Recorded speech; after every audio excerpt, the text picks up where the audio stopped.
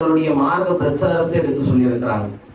காரணம் என்னன்னு சொன்னா, அந்த இளமை பருவத்தில் தான் அதற்குண்டான ஒரு வலிமையை ஆற்றலை எல்லாம் கொடுத்திருக்கிறான். அதற்கு இந்த ஒரு சம்பவம் மிகப்பெரிய ஒரு ஆதாரம். தங்களுடைய இளமை பருவத்துல என்ன செய்யறாங்கன்னா, மக்களுக்காக கவலைப்படுறாங்க.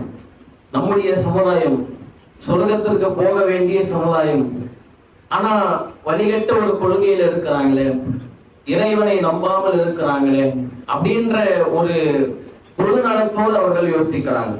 அப்ப இளைஞர்களாக இருக்கக்கூடிய நாம் என்ன செய்யணும் சொன்னா, இதை யோசிக்கணும். மார்க்க பிரச்சாரத்தை இந்த வயதுல தான் சொல்ல முடியும், செய்ய முடியும். முதிய பருவத்தை அடையும் போது சிறு பிராயத்திலே நம்மளால செய்ய முடியாது. சொல்வதற்குண்டான சரியான ஆற்றலோ அதற்குண்டான தகுதியோ இருக்காது. ஆனா இளமை பருவம் என்பது மிக முக்கியமான ஒரு காலகட்டம் என்பதை இந்த ஒரு வரலாறின் மூலியமாகவும் அல்லாஹ் ரப்பல் ஆலமீன் நமக்கு தெளிவுபடுத்துவதை பார்க்கிறோம். எந்த அளவுக்கு கவலைப்படுறாங்கன்னு பாருங்க.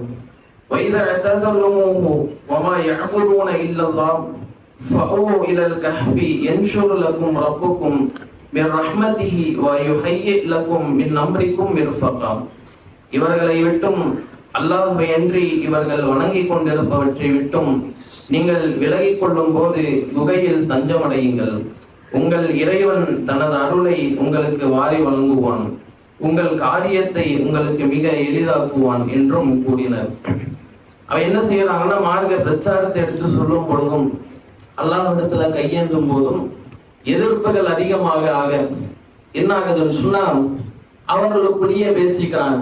நாம் கொஞ்ச நாள் வெளியே போவோம், குகையில போய் தங்குவோம், தஞ்சம் அடைவோம், சிறிது நாள் கழித்து திரும்ப வருவோம் அப்படின்ற ஒரு முடிவுக்கு வராங்க. அப்பதான் அந்த குகைக்குள் போறாங்க.